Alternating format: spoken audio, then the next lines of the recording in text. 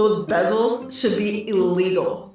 7 years software support and they put bezels on it that you wouldn't want to look at for 7 minutes. Okay then. Hi everyone, Thao here. So this is the Google Pixel 8a, and its main appeal is that it's supposed to provide the core Google experience at a much lower price point. Now, the issue a lot of people have with this phone right now is that it's not that much cheaper than the regular Pixel 8.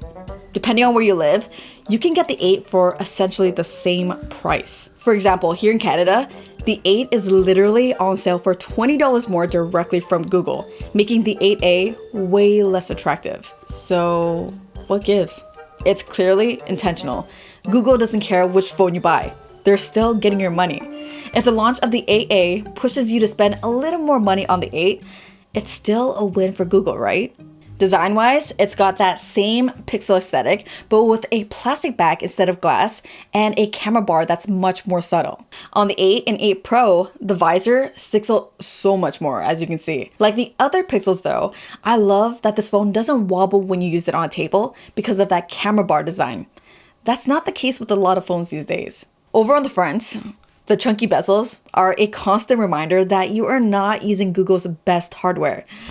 They're definitely not the prettiest thing to look at, but if you can look past that, the phone does have a really great screen with big upgrades over the 7A. It's a 6.1-inch 120Hz OLED with a peak brightness of up to 2000 nits, which helps a lot when under direct sunlight. This phone also shoots super HDR photos too, which look great on the screen. Durability is where you see some of the minor compromises. They're using the older Gorilla Glass 3 instead of Victus, and with an IP67 rating, it is slightly less water resistant than the IP68 rating you get on the 8 and 8 Pro. One of my favorite features on this phone is that it provides both a secure fingerprint and face unlock. Secure meaning you can use it for password managers or banking apps. My top-of-the-line Galaxy S24 Ultra, for example, doesn't have secure face unlock, so that's a pretty cool selling point for this guy. The biometric experience isn't exactly perfect though.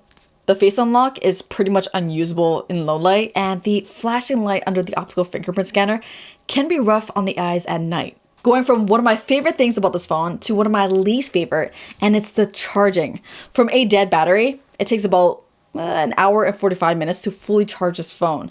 That's about 30 minutes longer than it takes the Pixel 8 to charge.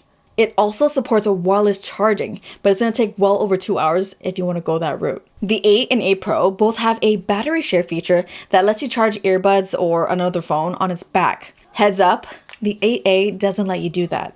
Battery life is around a day and a half if you're mainly on Wi-Fi, but if you're typically on mobile data, expect to charge up before the day's over. For a mix of the two, which is what most people will experience on a day-to-day basis, I'd say it'll comfortably last for a full day on average. The fact that Google's cheapest phone shares the same chipset as their flagship phones is kind of awesome and something I feel doesn't get enough appreciation. At this point, we already know that the chipset runs a little warmer and ain't gonna win any benchmarks against the best of the best. The most common complaints you'll read online about the Tensor G3 is overheating and connectivity issues.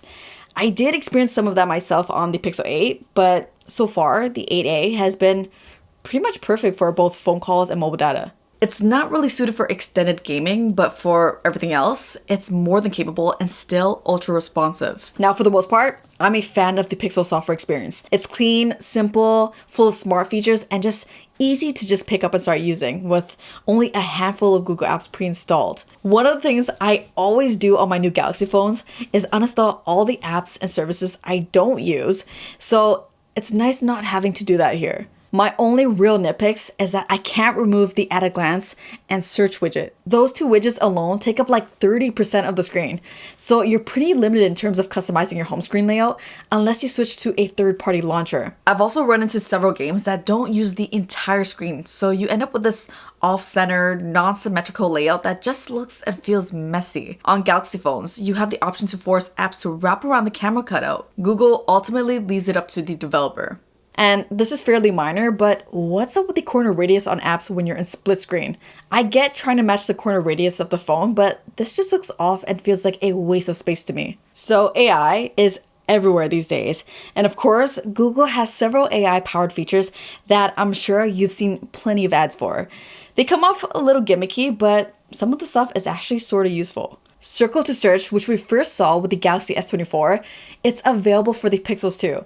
I use this all the time. Completely changed the way I search things up. Best take is probably my favorite Pixel feature right now, especially with a 20-month-old who never wants to sit still for photos.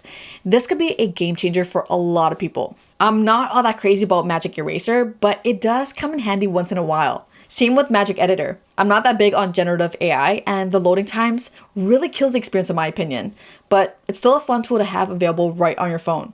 So Gemini is Google's ChatGPT rival. It recently became available here in Canada, so I also gave that a whirl. Gemini opens up some cool functionality like generating images. It can help you draft responses to emails or messages and also help you with brainstorming ideas. Like other chatbots, I wouldn't take everything it says to be factual though. It even has a disclaimer saying info may be inaccurate, so yeah, make sure to double check things. Keep in mind, when you activate Gemini, you're forced to replace Google Assistant. You can't have both activated at once, unfortunately. If you don't like Gemini, the good news is that you can just uninstall the app and it will default back to good old Google Assistant. As for the cameras, this shares the same hardware as last year's 7As. I liked the camera quality there, and I feel the same way this year too. It's obviously not perfect, but still a great point-and-shoot camera that keeps things nice and simple. The ultra-wide is fine, but the 64 megapixel main camera is where it's at. It captures great detail, has good dynamic range, and doesn't overdo the colors, keeping things looking more natural. I especially love how well it handles moving subjects like my daughter, which is a big chunk of my camera usage these days. In terms of limitations, it can't do macro photography, and because there's no telephoto, all zoom is completely digital. It can zoom up to 8 times, but the quality is going to be underwhelming. Video quality is not too shabby either.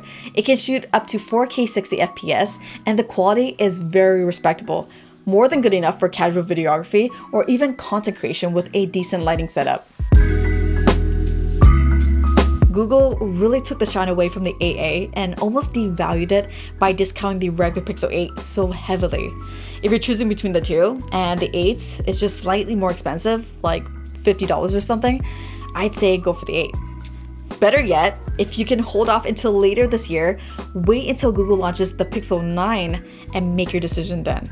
This is 100% a phone that's priced higher on purpose so that it could be discounted later on.